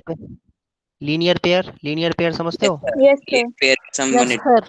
हाँ, सर और ये 180 क्या डिग्री। कहलाता है? एंगल, हाँ, सम 180 होता है। और ये 3 एंगल्स हैं, इनको क्या बोलेंगे? लीनियर पेयर कहेंगे 4 एंगल्स को, इन चारों एंगल्स को। Angles on a straight line, इसको क्या बोलते हैं?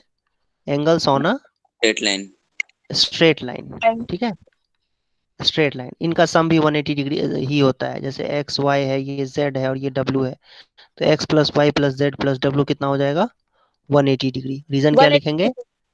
हाँ, angles on a straight line, ठीक है, ये होता है इसका रीजन। ओके, और भी देखते हैं। ये सारी चीजें पता होनी चाहिए छोटी क्लासेस से। वर्टिकली अपोजिट एंगल समझते हो बच्चों? Yes sir. Yes sir. Okay Yes, sir. Okay. अब देखो इसमें एक्सियम है। सबसे पहले तो एक एक्सियम दिया हुआ है। वो एक्सियम क्या है, ध्यान से देखो कि if a ray stands on a line then the sum of two adjacent angles so formed is 180 degree. मतलब ये कि एक लाइन है ये और इसके ऊपर एक रे है, इस तरीके से है कि दो एंगल्स बन रहे हैं, तो ये दोनों एंगल्स का जो सम होता है एडजेसेंट एंगल जो है इन दोनों का सम 180 डिग्री होता है। x प्लस वाई की वैल्यू 180 डिग्री होती है। ये एक्सियम है, मतलब इसका प्रूफ नहीं होता है, ये आपको फैक्ट की तरह यूज करना पड़ेगा। इसको क्या बोलते हैं? Linear pairs, linear pair of angles. इसको क्या बोलते हैं बेटा? Linear pair of angles.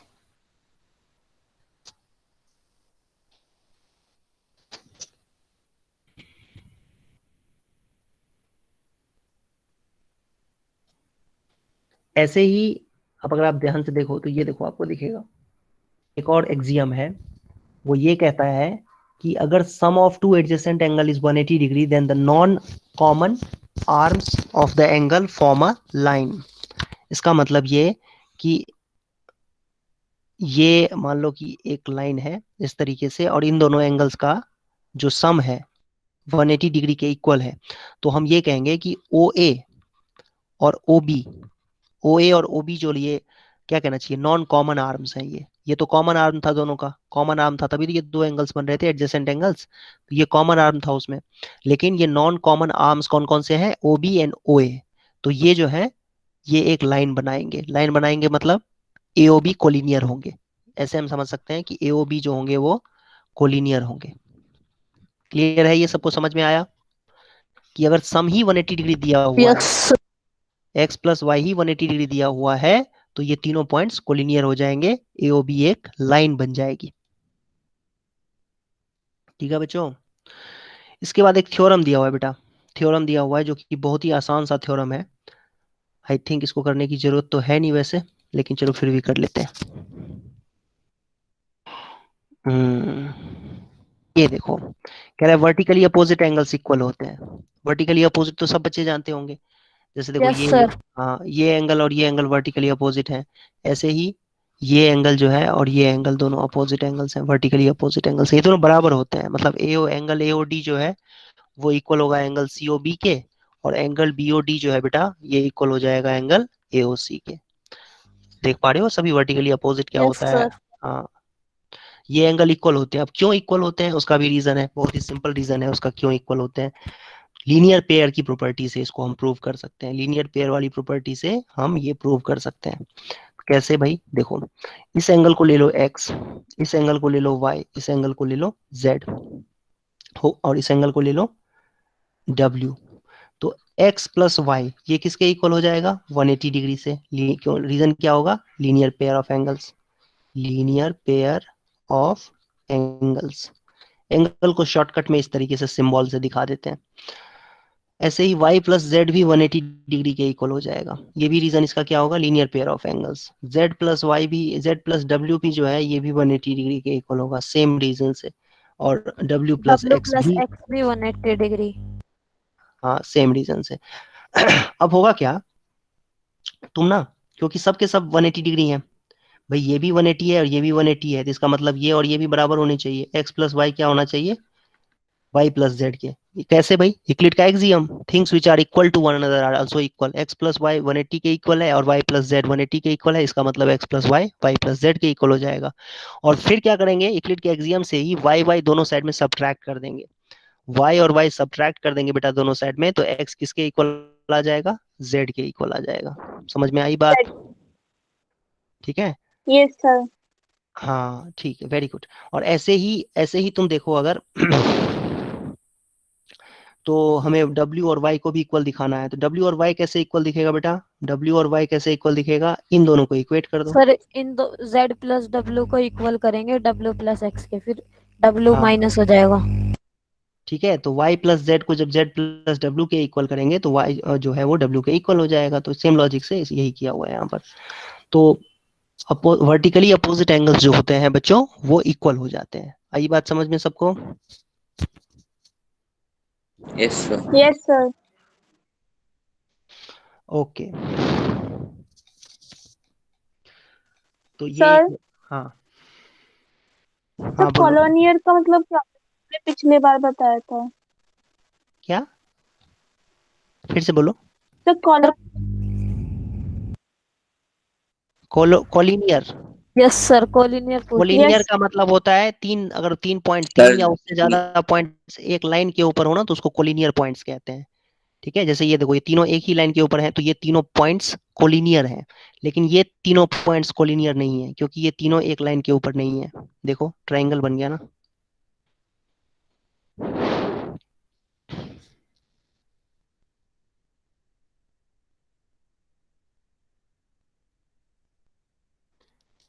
अब इसके ऊपर एग्जाम्पल देखते हैं हम।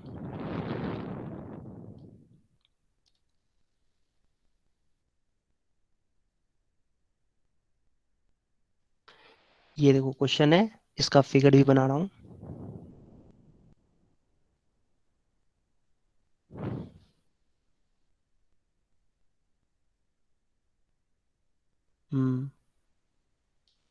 अब करो इसको।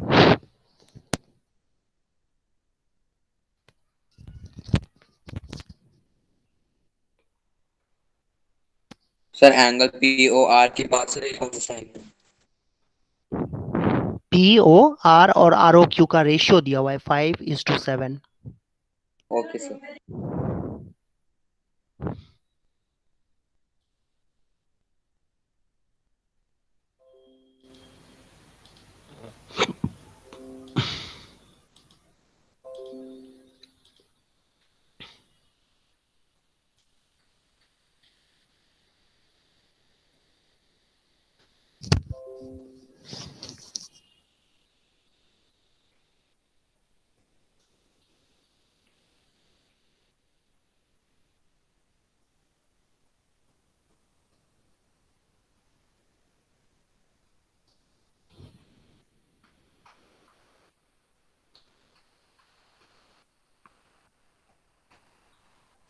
सडन।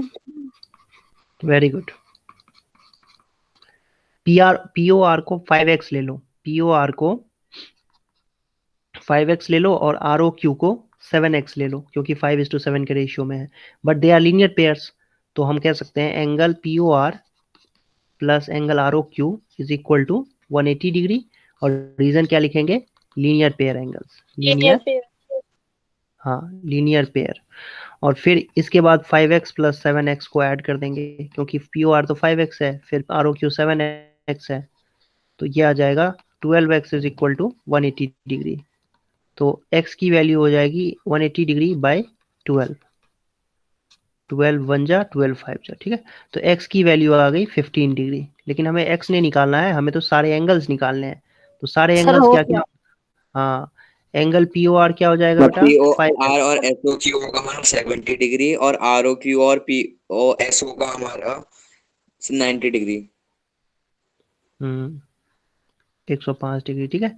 तो इस सर तरीके एक से सौ देख पाँच सकते हो आप। और 60। हाँ, POR जो है ना, POR किसके इक्वल होगा? QoS के। QoS भी क्या हो जाएगा बच्चों? वर्टिकली अपोजिट एंगल है, ये तो ये भी 5x हो जाएगा और ये भी 7x हो जाएगा, अपोजिट अपोजिट वाले एंगल, ठीक है। ये दोनों एंगल्स बराबर हो जाएंगे और ये दोनों एंगल्स। तो QoS जो है वो QoS 90 डिग्री हो जाएगा और QoS 90 हो जाएगा तो POS, एंगल POS, तो POS भी कितना है? 7x, 7x का मतलब 105 डिग्री। तो इस तरीके से सारे एंगल्स निकल के आ जाएंगे। समझ में आया सबको?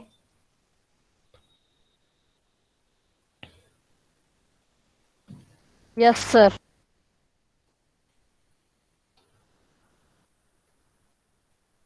ओके सर बच्चों। हाँ, सर एंगल POR 90 डिग्री कैसे आया? सर 75 डिग्री आना चाहिए ना। 75 आएगा सर, 75। Yes sir. अच्छा मैंने गलत कर दिया, सॉरी। 75 डिग्री होगा बच्चों ये। Yes sir. Okay okay. 5x है तो 15 5 जा 75 होता है, मैंने 6 समझ लिया इसको गलती से। नेक्स्ट एग्जांपल करें बच्चों। Yes yes sir. Sir. Okay, ये देखो नेक्स्ट एग्जांपल।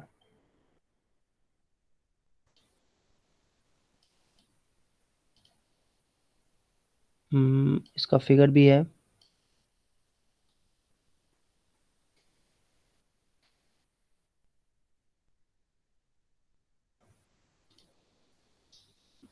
करो इसको ट्राई सभी बच्चे।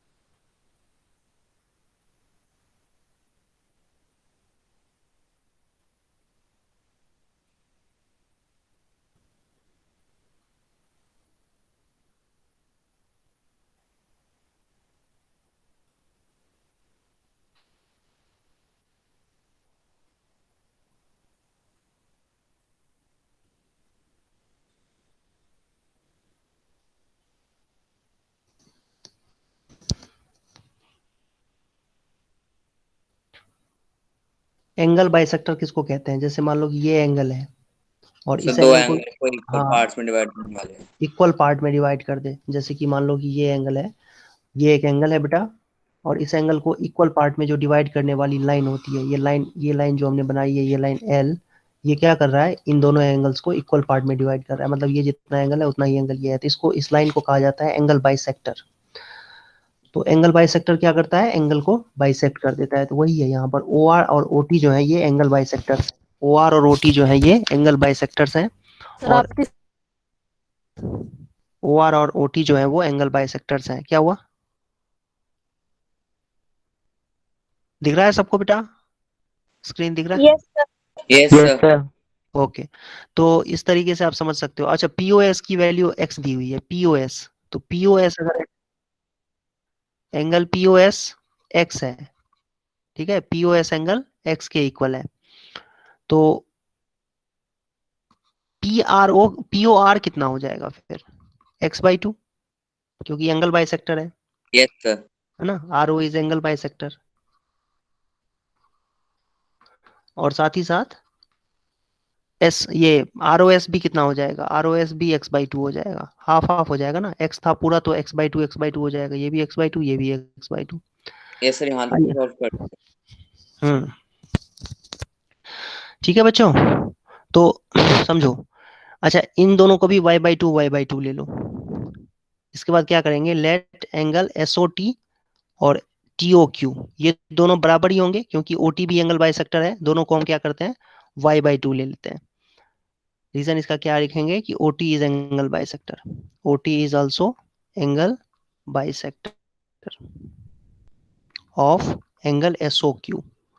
एस ओ क्यू का एंगल बाइसेक्टर है, तो S O T T O Q y/2 के इक्वल हो जाएगा। नाउ अब ध्यान से देखना, सभी एंगल्स को ऐड करेंगे, x/2 plus x/2 plus y/2 plus y/2, ये किसके इक्वल हो जाएगा बच्चों? 180 डिग्री के एंगल, ठीक है। 180। हाँ, रीजन इसका क्या लिखेंगे? Angles on a straight line, angles on a straight line. Clear है बेटा? सबको समझ में आई बात? Yes sir. Yes.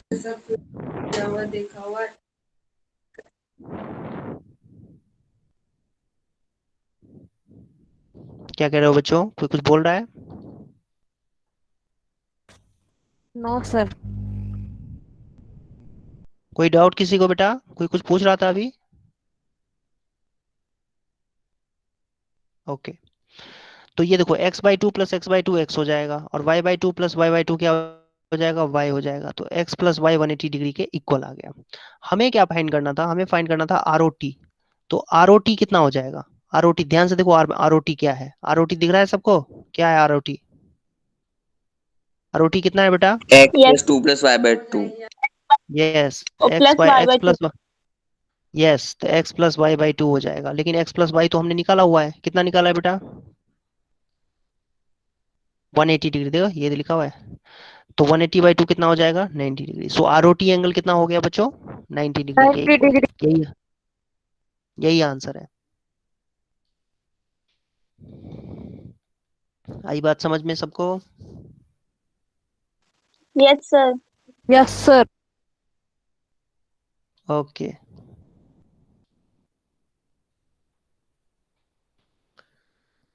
Next example देखते हैं।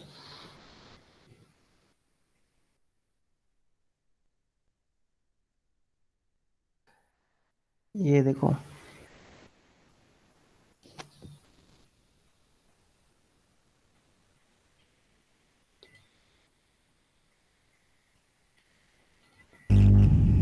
सर इसकी फिगर।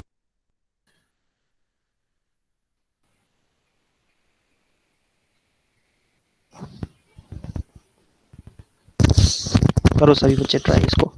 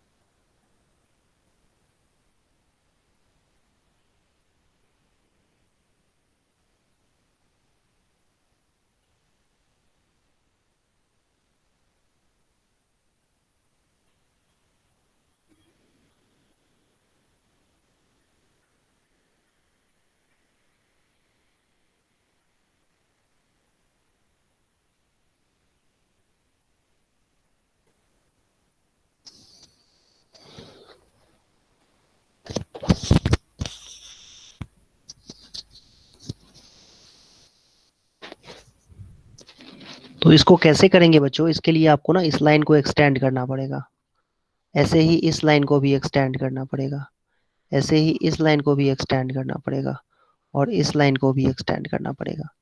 ठीक है, अब एक्सटेंड करोगे तो होगा क्या कि ध्यान से देखो तो तुम्हें दिखेगा कुछ कुछ कुछ दिखेगा। क्या दिखेगा तुम्हें? कि ये जो एंगल है, मतलब मान लेते हैं ये एम पॉइंट है, ये एम लिया हुआ है, नहीं लिया हुआ है, ठीक है, ये एम ले लेते हैं, इसको एन ले लेते हैं, इसको एल ले लेते हैं। ठीक है, अब होगा क्या देखो ध्यान से, एक्सटेंड किया बेटा, कंफ्यूज मत होना, ये एक्सटेंड किया हुआ लाइन है। तो अब देखो P O M is equal to angle S O, अच्छा इसका तो नाम लिखा ही नहीं हमने, टी ले लेते हैं इसका, एस ओ टी। दोनों एंगल्स क्या होंगे बेटा? ये बराबर हो जाएंगे, vertically opposite angles, vertically opposite angles. और इन दोनों को क्या करो बेटा, तुम एक्स ले लो, इन दोनों को क्या करो, एक्स के इक्वल ले लो। आई बात समझ में सबको?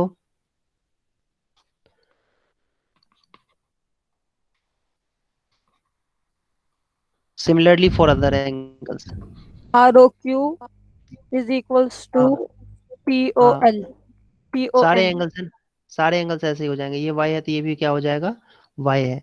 ये जेड लोगे तो ये भी एंगल क्या हो जाएगा, जेड हो जाएगा। ठीक, अच्छा इस एंगल को तुम अगर डब्ल्यू ले लेते हो तो ये एंगल भी कितना हो जाएगा, डब्ल्यू हो जाएगा। करेक्ट है? हाँ, अब ध्यान से यस देखो, हाँ अब देखो ध्यान से देखो, अब देखो टी ओ पी क्या है, T O P is a straight line. T O P क्या है बेटा? एक स्ट्रेट लाइन है। स्ट्रेट लाइन Straight हाँ line. हाँ, तो इसके ऊपर क्या है, एंगल्स जो है ना, ध्यान से देखो, तुम्हें x plus Y plus Z plus W ही तो है, तो वो किसके इक्वल हो जाएगा, 180 के 180 इक्वल है। हाँ देखो ध्यान से देखना, ये जो है ना, ये एंगल, ये एक्स हो गया, ये डब्ल्यू हो गया, ये जेड हो गया, और ये वाई हो गया, इन चारों एंगल्स का सम कितना हो जाएगा, 180 डिग्री के इक्वल हो जाएगा। अब बात करते हैं, अब बात करते हैं angle P O Q, P O Q, P O Q plus angle Q O R plus angle S O R plus angle P O S. तो तुम पीओ क्यू को देखो तो क्या है, पीओ क्यू, पीओ क्यू कितना दिख रहा है तुम्हें, एक्स प्लस डब्ल्यू plus z. Yes, sir. Q O R कितना दिख रहा है तुम्हें, Q O R z. S O R कितना दिख रहा है, देखो ध्यान से, X plus Y. Very good. Sir P O x S कितना वाई दिख रहा है, एक्स वाई नहीं, x plus y. P O S कितना दिख रहा है, पीओ एस, Sir, W और Y और Z. W, Y, Z. Plus डब्ल्यू वाई प्लस जेड, Z. यही है ना? Yes, sir. ओके, हाँ तो अब तुम क्या देख रहे हो, तुम क्या देख पा रहे हो,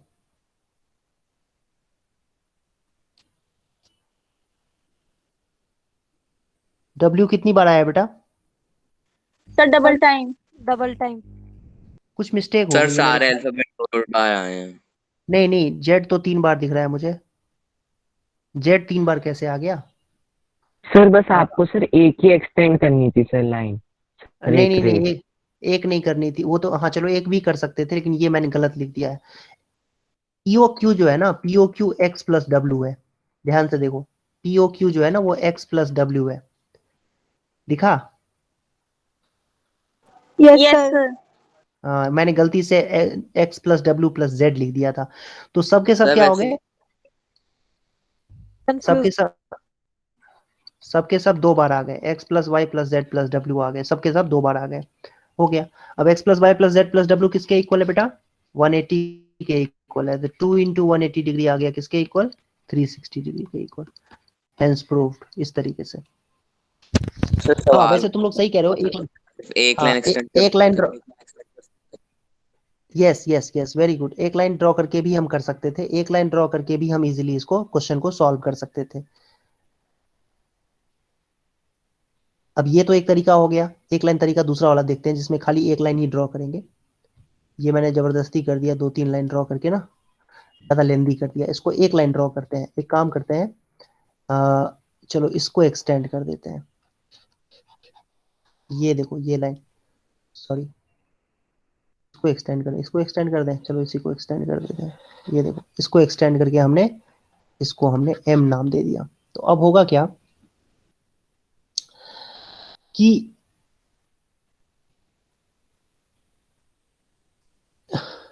एक POQ इसको हम ले लेते हैं x, इसको ले लेते हैं y, और इसको ले लेते हैं z, और इसको ले लेते हैं w, और इसको ले लेते हैं, क्या लें इसको बेटा बताओ? ए सर ए। a ले लेते हैं। ठीक है, तो अब देखो इसमें x plus Y plus z जो होगा वो 180 डिग्री के इक्वल होगा। रीजन इसका क्या लिखेंगे बेटा कि SOM जो है ना वो एक लाइन है, SOM इज अ लाइन, और लाइन के ऊपर सारे एंगल्स का सम 180 डिग्री होता है। और साथ ही साथ a प्लस डब्ल्यू जो है ये भी 180 डिग्री के इक्वल होगा। इसका रीजन क्या लिखेंगे, है ना, SOM is a line. Linear pair भी कह सकते हो या ऐसे भी कह सकते हो, linear pair. Very good, linear pairs है ये। तो लीनियर पेयर की वजह से a प्लस डब्ल्यू भी 180 के इक्वल हो जाएगा। इसको इक्वेशन 1, इसको इक्वेशन 2 ले लेते हैं, और 1 और 2 को ऐड कर देंगे तो x plus Y plus Z plus a plus डब्ल्यू जो है ये 180 प्लस 180 आ जाएगा। और फिर x plus Y plus z में देखो ध्यान से, w प्लस एक्स को आप, ये जो w प्लस एक्स है ना बेटा, w प्लस एक्स को ध्यान से देखो तो w प्लस एक्स क्या है, w प्लस एक्स है POQ एंगल।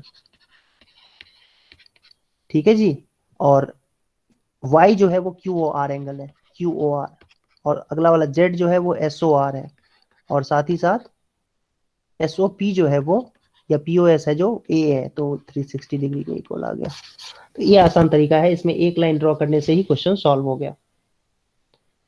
Yes sir.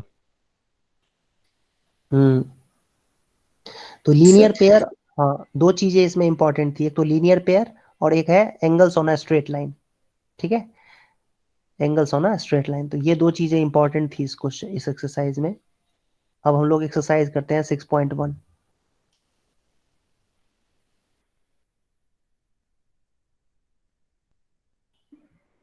ये आप लोग ना खुद से ही ट्राई करना बेटा, ये सारे क्वेश्चंस जो हैं ये खुद से ही आप लोग ट्राई करना। एक्सरसाइज 6.1 आप लोग खुद से ट्राई कर लेना घर पे, और जो क्वेश्चन नहीं समझ में आए, जिसमें डाउट्स हो, वो अगली क्लास में आप लोग पूछ लेना। अभी मैं एक नई चीज और बता देता हूँ, पैरेलल लाइंस और ट्रांसवर्सल क्या होते हैं ये समझा देता हूँ मैं। हालांकि ये तुम लोगों ने छोटी क्लासेस में पढ़ा होगा, लेकिन फिर से एक बार रिपीट कर देता हूँ मैं। देखो कैसे 6 से स्टार्ट किया? इसमें था ये, कौन सी क्लास में था ये? पर 6 से स्टार्ट किया था। स्टार्ट 6। हुआ। हाँ देखो, पैरेलल लाइन और ट्रांसवर्सल क्या होता है, कोई भी दो लाइन है बेटा, देखो ध्यान से, एक कोई भी दो लाइन है, इसको तीसरा कोई लाइन इंटरसेक्ट कर रहा है तो उसको ट्रांसवर्सल कहा जाता है। और ट्रांसवर्सल जब दो लाइंस को इंटरसेक्ट करेगा तो बहुत सारे एंगल्स बनते हैं। ये दोनों एंगल्स वर्टिकली अपोजिट एंगल्स हैं, फिर से ये दोनों एंगल्स भी वर्टिकली अपोजिट एंगल्स हैं, जैसे ये एंगल और ये एंगल भी वर्टिकली अपोजिट एंगल है, angle 1 angle 2, angle 1 angle 3, angle 2 और एंगल 4 भी वर्टिकली अपोजिट है, एंगल 5 और एंगल 7 भी वर्टिकली अपोजिट है, एंगल 6 और एंगल 8 भी वर्टिकली अपोजिट एंगल्स हैं। और 3 और 6 को क्या बोलते हैं बच्चों, सॉरी 3 और 6 नहीं, 6 और 2 को क्या बोलते हैं, corresponding angles. corresponding। Yes, corresponding angles. हाँ, ये 2 और 6 जो है करस्पॉन्डिंग एंगल्स हैं। सिमिलरली 1 और 8 भी, सॉरी 1 और 5 भी करस्पॉन्डिंग एंगल्स हैं। ठीक है, और ये 4 और 8 भी करस्पॉन्डिंग एंगल्स हैं, और 3 और 7 भी करस्पॉन्डिंग, 3 और 7 को भी करस्पॉन्डिंग एंगल्स कहते हैं। ऑल्टरनेट इंटीरियर एंगल्स कौन से होते हैं, ऑल्टरनेट इंटीरियर एंगल्स होते 4 हैं और 6। हाँ 3 और 5 सर एंड 3 4 7। और 6। 3 7 नहीं, 3 7 होता है करस्पॉन्डिंग एंगल्स। ठीक है, 3 और 5 को कहेंगे, 3 और 5 जो है वो ऑल्टरनेट इंटीरियर एंगल्स हैं, 3 एंड 5 और 4 एंड 6। ऐसे ही करस्पॉन्डिंग एंगल की बात करेंगे तो 1 और 5 करस्पॉन्डिंग एंगल है, 2 और 6 भी करस्पॉन्डिंग एंगल्स हैं, 4 और 8 भी, 3 और 7 भी। और ऑल्टरनेट एक्सटीरियर एंगल कौन से होते हैं, 1 और 7। देखो 1 7 8 2। हाँ, एक तो 1 है और दूसरा 7 है, 1 और 7 जो है ये ऑल्टरनेट एक्सटीरियर एंगल कहलाते हैं। ऐसे ही 2 और 8 भी ऑल्टरनेट एक्सटीरियर एंगल कहलाएंगे। ठीक है, interior angle on the same side of transversal, जिसको हम लोग को इंटीरियर एंगल्स भी कहते हैं। ठीक है, इसको क्या बोला जाता है बेटा, को 5। हाँ, को इंटीरियर एंगल्स भी कहते हैं इसको। Interior angles on the same side of transversal को हम को इंटीरियर एंगल्स भी कहते हैं। और वो कौन कौन से हैं, 4 और 5, जो आप देख पा रहे होगे यहाँ पर, देखो 4 और 5 जो है। ऐसे ही 3 और 6 जो एंगल्स हैं, ये 3 और 6 एंगल भी जो होगा बेटा, इसको भी हम को इंटीरियर एंगल्स कहेंगे। एंगल 3 और एंगल 6 को भी को इंटीरियर एंगल्स कहेंगे, और 4 और 5 को भी को इंटीरियर एंगल्स कहा जाता है। तो इतनी सारी बातें हैं, करस्पॉन्डिंग एंगल्स, फिर alternate interior angles, alternate exterior angles और interior angle on the same side of transversal, जिसको को इंटीरियर एंगल्स भी कहते हैं हम लोग। तो ये सारी चीजें आपको पता होनी चाहिए कि क्या होते हैं। अब जब दो लाइंस पैरेलल होती है ना, तो ये एंगल्स इक्वल होते हैं। कौन कौन से एंगल्स इक्वल होते हैं वो हम समझने की कोशिश करते हैं।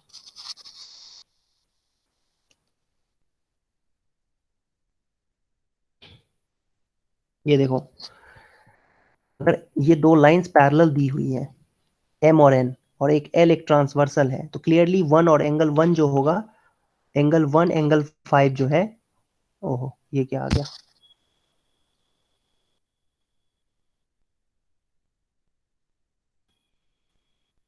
एंगल वन और एंगल 5 जो होगा बेटा, एंगल वन और angle 5, angle 2 and angle 6, angle 4 and angle 8, angle 3 and angle 7, ये हाँ ये करस्पॉन्डिंग एंगल्स हैं ये, ठीक है। और जब एम और एन लाइन पैरेलल हो जाते हैं तब ये सब के सब एंगल्स इक्वल हो जाते हैं, मतलब वन एंगल 5 के इक्वल हो जाएगा, 2 और 6 बराबर हो जाएंगे, एंगल 2 एंगल 6 के बराबर हो जाएगा, ये एंगल और ये एंगल आपस में बराबर हो जाएंगे। अच्छा 1 और 2 नहीं बराबर हो जाएंगे, 1 5 के बराबर होगा, 2 एंगल जो है 6 एंगल के बराबर होगा, और 4 एंगल 8 एंगल के बराबर हो जाएगा जब ये लाइन पैरेलल लाइन होती है तब। आई बात समझ में सबको? Yes yes sir. हाँ, ऐसे ही ऑल्टरनेट इंटीरियर एंगल्स भी इक्वल हो जाते हैं, 3 एंगल जो है 5 के इक्वल हो जाएगा, 4 जो है वो 6 के इक्वल हो जाएगा, ठीक है। और ऑल्टरनेट एक्सटीरियर एंगल भी बराबर हो जाएंगे, 1 जो है 1 वो और 7 7 सब और 2 और 7 और 2 और 8 8 30 हाँ हाँ। और कोई इंटीरियर एंगल्स जो होते हैं जैसे 3 और 6 है, एंगल 3 प्लस एंगल 6 जो है ये 180 हो जाता है, को इंटीरियर, 4 and 5 हाँ को इंटीरियर एंगल्स, ठीक है बेटा।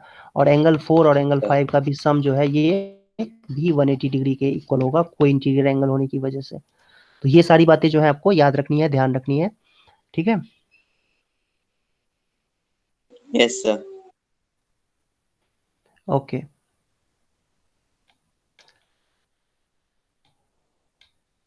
अब ये सारी बातें अगर आपको पता चल चुकी हैं, दो लाइंस अगर पैरेलल हैं, मान लो जैसे देखो ये दो लाइंस अगर पैरेलल हैं, ये लाइन इसके पैरेलल है, एम और एल, एम और एन पैरेलल है, एम पैरेलल है एन के और एन पैरेलल है एल के, ठीक है। तो हम कह सकते हैं कि M N L all are parallel to each each other other सबके सब सर ये आपस तो में यूक्लिड वाला ही लग गया। बिल्कुल वैसा ही है कुछ, बिल्कुल वैसा ही है कुछ।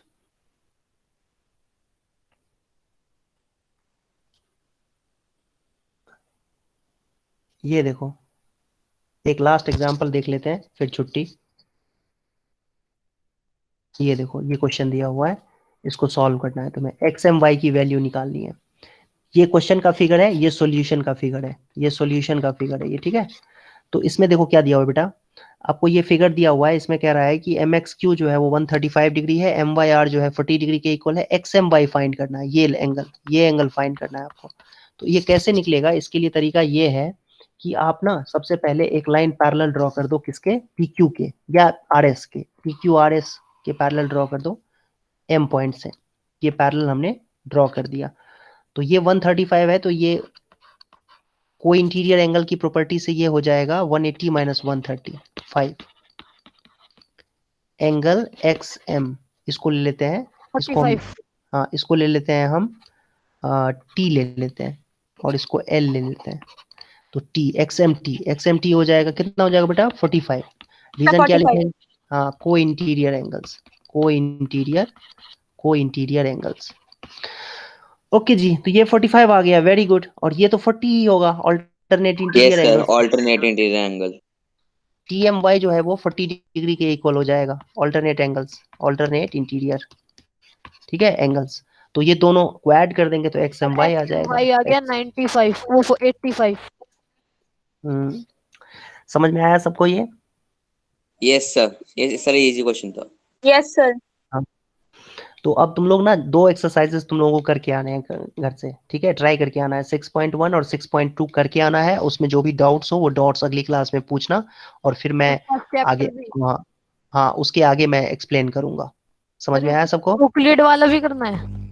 Yes sir. यूक्लिड यूक्लिड हो चुका है, यूक्लिड को तुम लोग एक बार रिवाइज कर लेना अच्छे से। यूक्लिड ज्यादा मुश्किल नहीं है तो उसको रिवाइज कर लेना। और ये मेन जो एक्सरसाइज है वो ये 6.1 और 6.2 एक्सरसाइजेस को सॉल्व करके आना, और जो भी डाउट्स हैं वो अगली क्लास में आते ही डाउट्स पूछना, ठीक है बेटा? ओके सर सर, मुझे thank you. Test yes sir. किसमें डाउट्स है? सर टेस्ट जो हुआ था ना सर उससे।